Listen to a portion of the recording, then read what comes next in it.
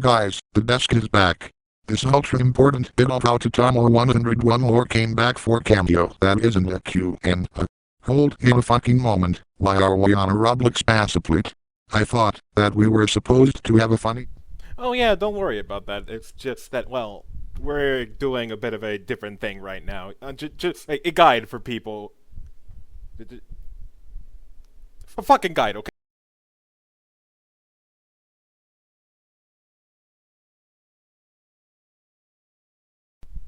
How will I even feed you sprouts later? Just take care of it already. Oh, I guess we actually doing something productive today. I was perfectly fine giving out a birthday wish list, but if you really want to do this first.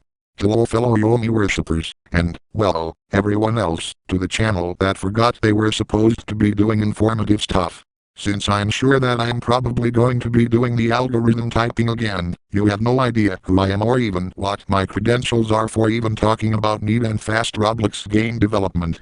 We'll worry about that later, but let me ask you a question first. Are you particularly new to ROBLOX scripting? You did your first learning project, maybe two, maybe you followed some tutorials to get there. Maybe you aren't a scripter at all, but you are on a team with a guy that knows how to, or you are somehow really weird and jumped to this video before doing anything else. Either way, you like making stuff in ROBLOX and you want something to do, and you have your idea, but you don't know if you can do it, or people say it's too hard or something. But you also don't want a tutorial and instead want a proper guide to get what you want done. No examples that don't fit at all. No making stuff you don't want. Just tell you the best way of managing Lua scripting from someone who hasn't been in the field for 6 years at this point and wants to leave. Here I can do that. I can tell you how to do it right now even.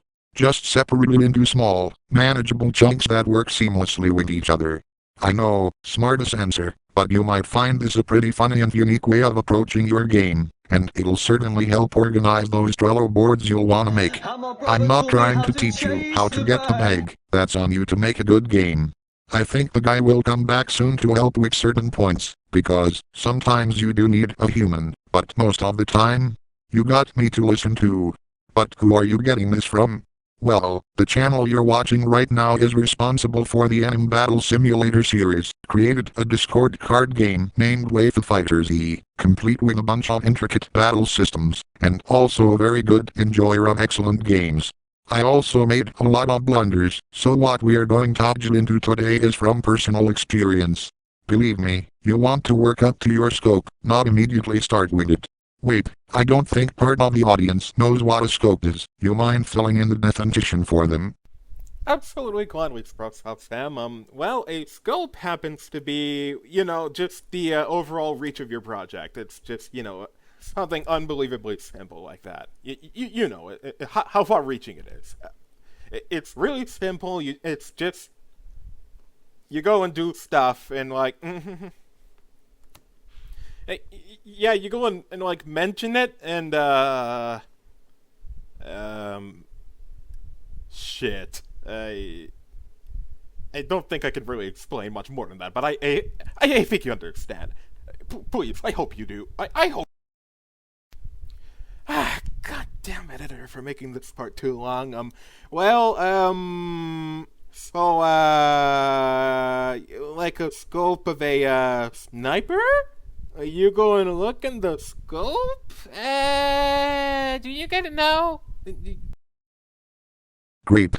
Now that said big word has been properly tackled, well, I think you're here to make something that uses the default ROBLOX camera. There's an entire list of genres this works well with, and you don't have to do too much. Actually, I think you can make first-person and third-person shooters using this MIMSA too, but we'll get into special circumstances later into the first step. By the way, in between steps, make sure you play test whatever you do to make sure everything is loaded in properly, and acts how you intended it to. I know you'd do that anyway for making sure scripting works, but it's really important, if you're making a game, and then planning to put it onto a group, or someone else's place. For the first step, you can pretty much do that yourself, but for the others, we'll get into what you can do to make your game as cool as possible, functional, and easy to play. Now, assuming you haven't already put a game you want to make in your head, go do that. It's basically step 0. Get a concept guy, have him sort things out in text form or pictures, and then take it from there. Or just come up with something in the spot. As long as it isn't a simulator, you probably should be good to go. No playtesting required here. If you need to, play some good games in that genre in Roblox and get an idea of how you want to do things. We can then move on to step 1. What is worthy of being step 1?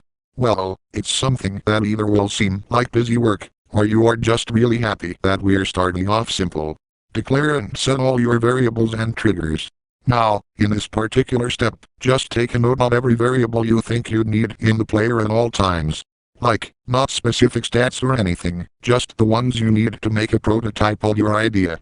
Think combat, your character in a menu, movement options, stats, currency, and so on.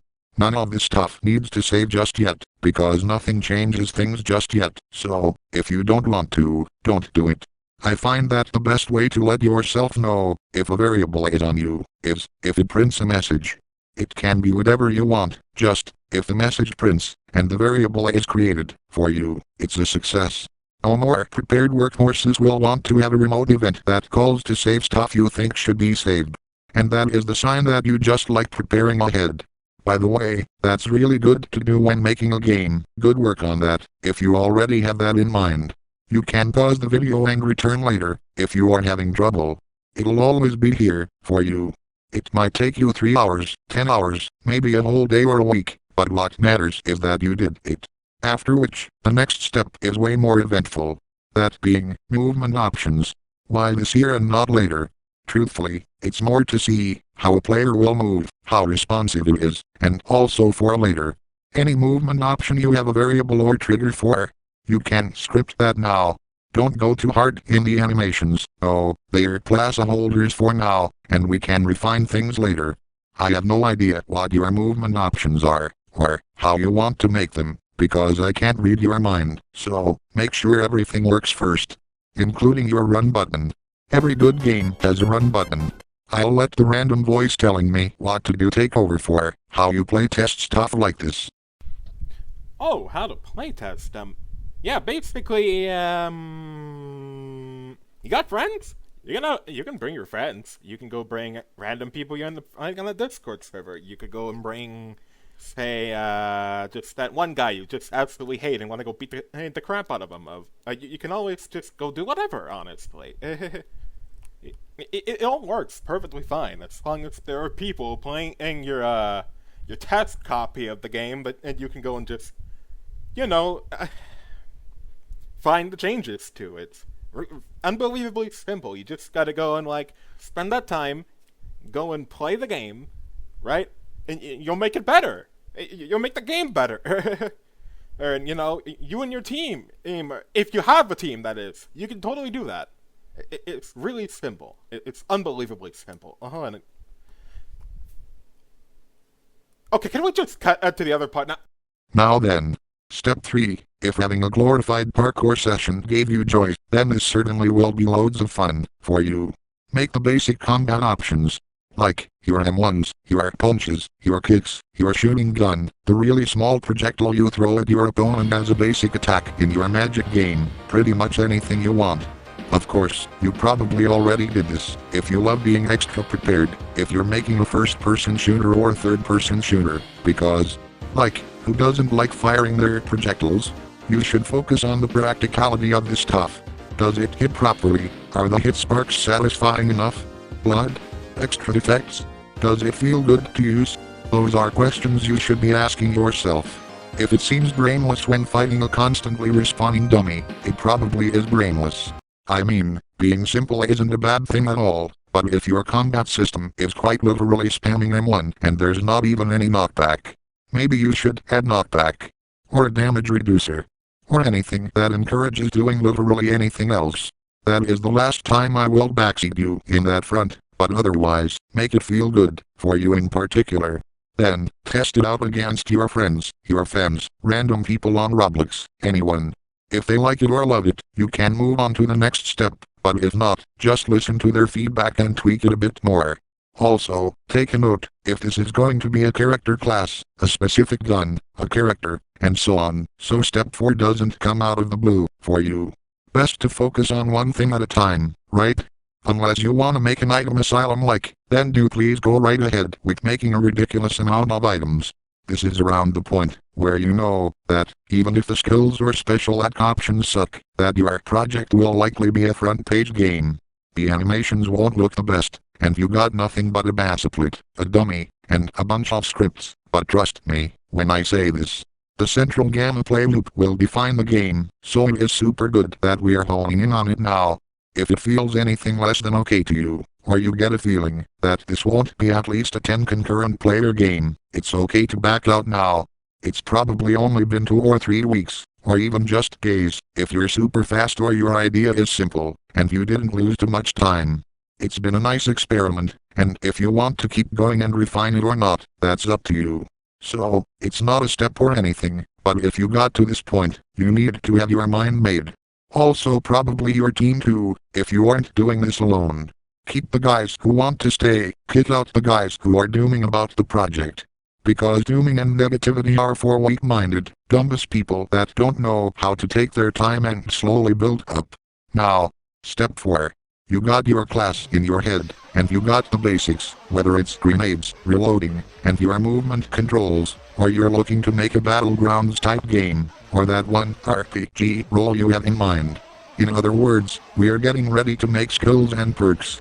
First, make any variables that pertain to a perk you plan to let a character equip, or statuses that come with the skill you use, or just whatever you want. Start with setting those first, so it's much easier to get that ball rolling. Actually, when it comes to perks, it's probably as simple as either making a perk variable be a certain number to make it function, or it's tied to a specific class that also is a variable, so it's easy to deploy. Skills are more individual, and I haven't a clue of how balance in your game is supposed to work, so I'll use an example first. Say I'm making an element-based game, and I want a standard fire user that punches things really hard, and has the ability to make himself take less damage from standard attacks by covering himself in fire. He has 5 skills, one being a short dash attack that knocks the opponent away and does damage, and another that makes a slowly moving barrage of flame punches, and ends with knocking them back far away. So, what I'd do, if I could script a knockback state that moves the opponent away from where I was facing at the time I hit them, and whenever the state is used in anything in the future, call on that knockback state with various numbers given to it by the script itself. The same would apply to anything that would inflict a burning status on the opponent, if I wanted to add that. That's how special states should probably function. You could probably do them in the script itself, but I don't recommend that, because then you can't customize it as easily. In other words, make the special states you'll need for the class, as you are making them, so you don't have to worry about them later for other classes. As you are doing this, make sure to have a folder for special states you know aren't going to be used for other classes or characters, and have that load in only when that class or character is selected. For you anyway, I'm sure there's a hit state for the opponent in there somewhere. The other folder is for universal stuff that'll be loaded in no matter what, like knockback, a grab state, and so on. As for how to make a damage reduction skill script, well, have a trigger that does exactly that. When it's placed on you, and there is a value being set of how much to reduce it by, damage dealt to you will be reduced by that much. Add in visual cues to show that it's in effect, and a time limit before it's removed from you, and there you go. Once all the skills and special perks are done for whatever you plan to create, and you are satisfied with them, get into a lobby with your friends, your fans, or just random people, and have fun beating each other up. Nerf when necessary, buff if needed, and once everything is golden with that part, you got yourself a hit. Well, there you go. You have your central gameplay loop, well, without the loop or any real objectives other than beating each other up. If your goal was to make a fun-feeling shooter or battlegrounds game, you are actually really close to being considered releasable. Step 5 is therefore the fine-tuning. In other words, make the interface and assets, put it where you want, make the menus functional and clickable, change those animations you aren't too happy with, maybe have someone on your team make FX for you, because you either used free models, or, well, something else. Also, if you want your game to be round-based, make everything for that now too. Make those objectives, markers, extra goodies, that sort of stuff. Now you got your very own first or third person shooter, or battlegrounds game, that you can put on early access. Well, for people coming in to make those games in particular. In order to make new characters, classes, grenades, guns, whatever, just repeat steps 3 and 4, and since you already have the menu to connect it all, every time you feel that it's complete, you can release it. Sure, it doesn't have emotes, or kill streaks, or that stuff, but I proved to you that you can make games neatly, and quick. Technically, this could be considered the end of the video, but I don't want to leave the RPG and more PvE-based games behind, so if you'd like a part 2, go ahead and hit that like button, maybe subscribe too, if you didn't mind the constant memes and loud noises. Not because I actually want subscribers, but because of said part 2, or something that the guy would like to say right about now, isn't that right? That's fucking time. Sorry. I'm live? I'm live right now? Okay. So, yeah, we got, a potential, birthday, idea wish list going on. Like really simple stuff. It's like at the beginnings of the projects. Not like fully realized stuff because, like, you get what I am doing. I'm busy with, like, other things. It's just stuff I'd really want to go and see, and stuff I'd be happy to go and support by, like, writing for them and stuff. The stuff I'm pretty much comfy with, so yeah, if you want to go check that out, make sure you go and, just let us know. That should be it. See ya, and, have a wonderful day, and, hope your day is good.